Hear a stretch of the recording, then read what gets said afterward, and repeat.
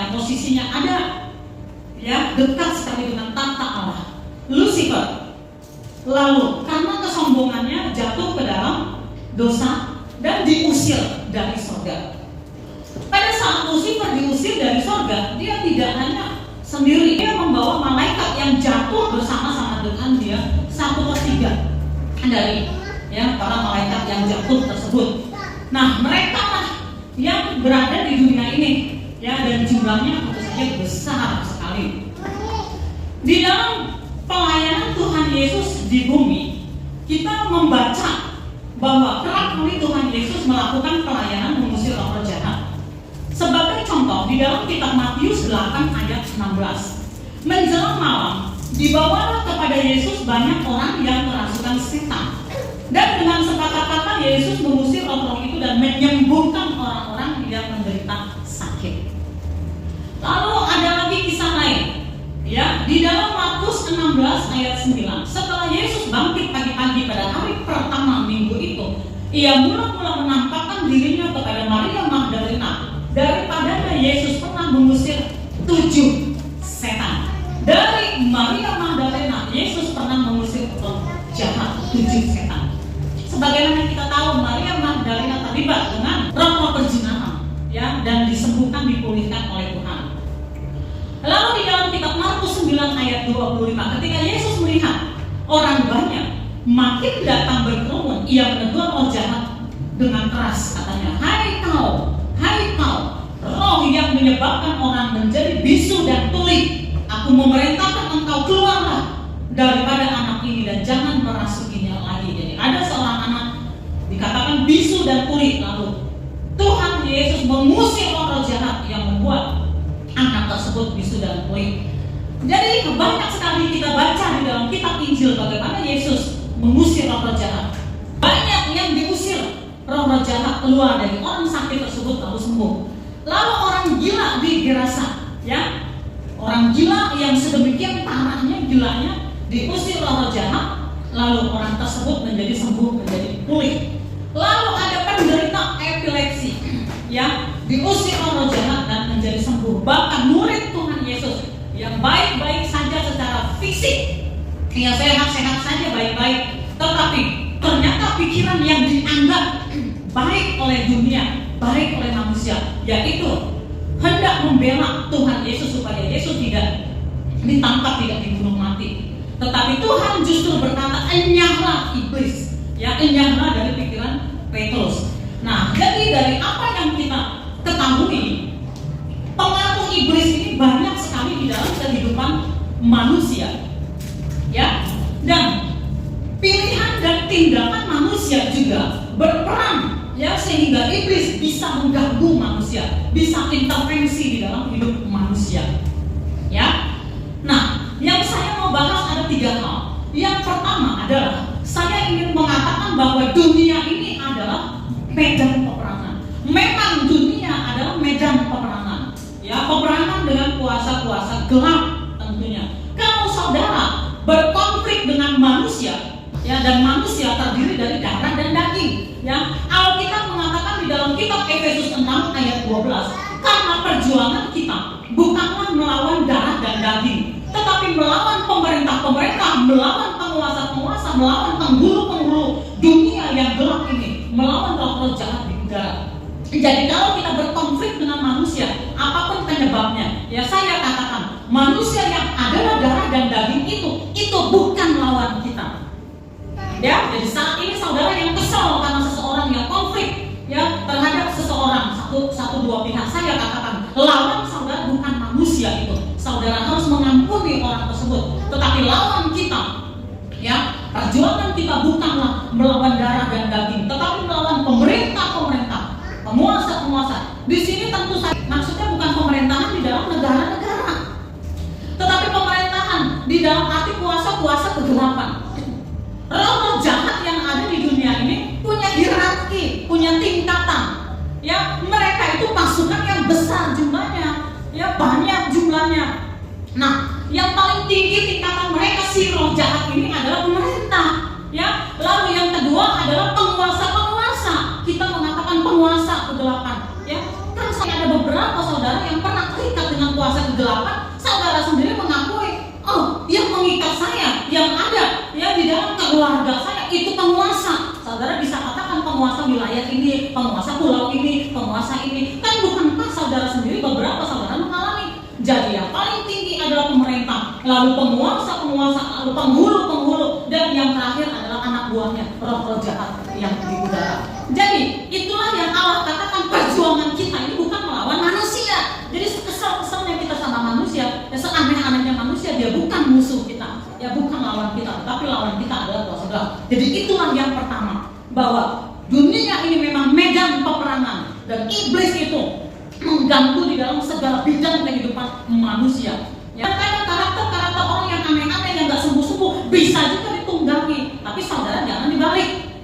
Bukan berarti setiap masalah adalah karena setan, tetapi saya katakan setan itu masuk kepada semua lini kehidupan manusia. Hati-hati. Yang kedua, kalau begitu bagaimana caranya kita berperang melawan kuasa kegelapan? Ya, Yakobus 4 ayat 7 mengatakan, karena itu tunduklah kepada Allah dan lawanlah iblis, maka ia akan lari daripadamu.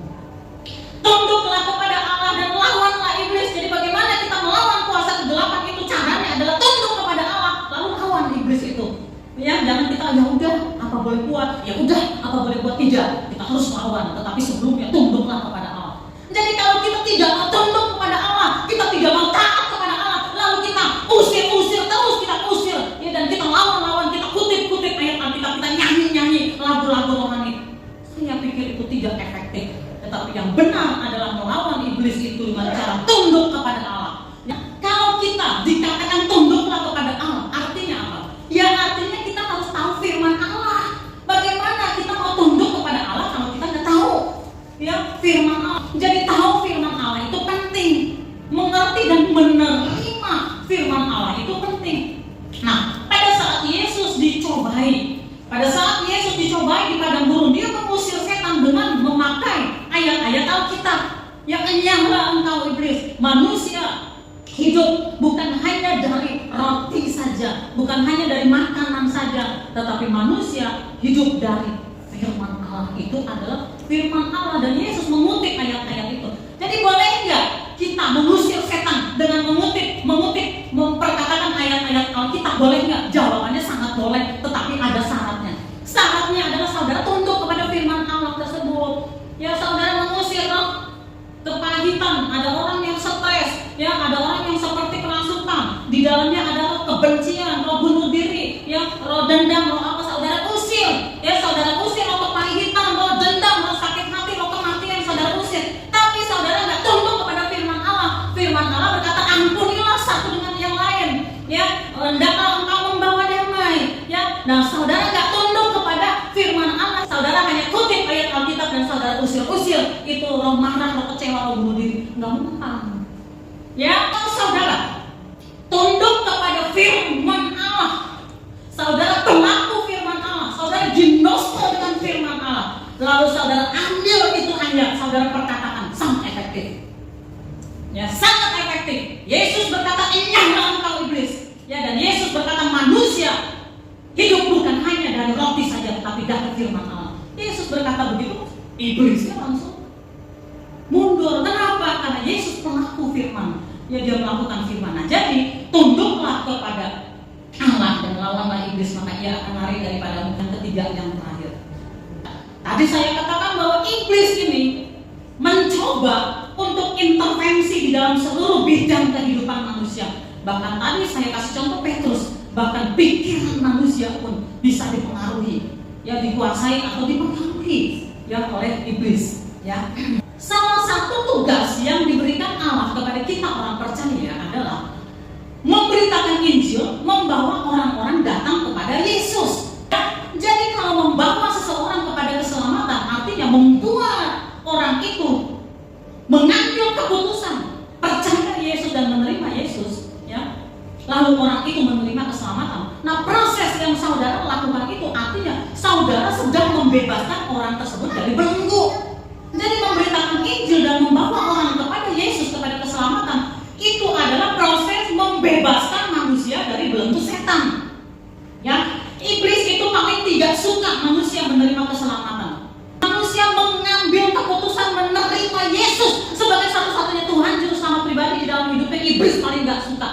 Dia akan coba berusaha membentengi orang tersebut, menutupi pikiran orang tersebut supaya orang tersebut tidak terbuka kepada firman Allah. Ada firman Allah yang mengatakan, jadi ya, kalau anak memerdekakan engkau, yang anak adalah firman. Yesus adalah firman yang hidup. Jadi kalau anak memerdekakan engkau, maka engkau sungguh-sungguh merdeka. Itu firman Allah. Tetapi iblis itu nggak suka kalau manusia merdeka, pulih di dalam hidupnya. Iblis nggak suka. Oleh karena itu salah satu yang dilakukan iblis adalah menutupi pikirannya. Di dalam kitab 2 Korintus 3 ayat 16-17. Tetapi apabila hati seseorang berbalik kepada Tuhan, maka selubung itu diambil daripadanya. Sebab Tuhan adalah roh, dan di mana ada roh Allah, di situ ada kemerdekaan. Jadi kalau seseorang mengambil keputusan untuk mempercayai Yesus, menerima Yesus, maka Tuhan mengangkat, membebaskan orang tersebut dari selubung. Orang itu mengambil keputusan dan dia mengucapkan, mengaku dengan mulut dan percaya di dalam hati. Itu firman Tuhan. Mengaku dengan mulut dan percaya di dalam hati. Maka ketika dia mengucapkan aku mengambil keputusan, maka pikirannya akan terbuka, hatinya akan terbuka. Ada sesuatu yang tiba-tiba terang benderang. Tetapi apabila hati seseorang berbalik kepada Tuhan, maka selubung itu diambil daripadanya. Sebab Tuhan adalah roh, dan di mana ada roh Allah, di situ ada kemerdekaan. Nah, demikian juga untuk selanjutnya ketika kita mulai membaca Alkitab, mengerti Alkitab, ya, mengerti dan terus mengerti, ya, ayat demi ayat, pasal demi pasal, maka semakin banyak ikatan-ikatan kita yang terbuka, ya, semakin banyak kita dilepaskan, semakin banyak kita mengalami pemulihan, semakin kita dibebaskan, dan kita semakin mengalami anugerah Tuhan, ya, yang sangat luar biasa, kemerdekaan yang dari Tuhan. Dan pada akhirnya Tuhan pun bebas bekerja dan memakai hidup saudara, ya, karena hati saudara yang begitu terbuka. Nah, jadi yang membawa orang datang kepada Yesus adalah peperangan. Kita secara pribadi mengalami pemulihan adalah peperangan. Kita ingin menggapai masa depan di dalam Tuhan. Kita ingin supaya janji-janji Allah di dalam hidup kita dipenuhi, digenapi, adalah peperangan. Ya, adalah peperangan.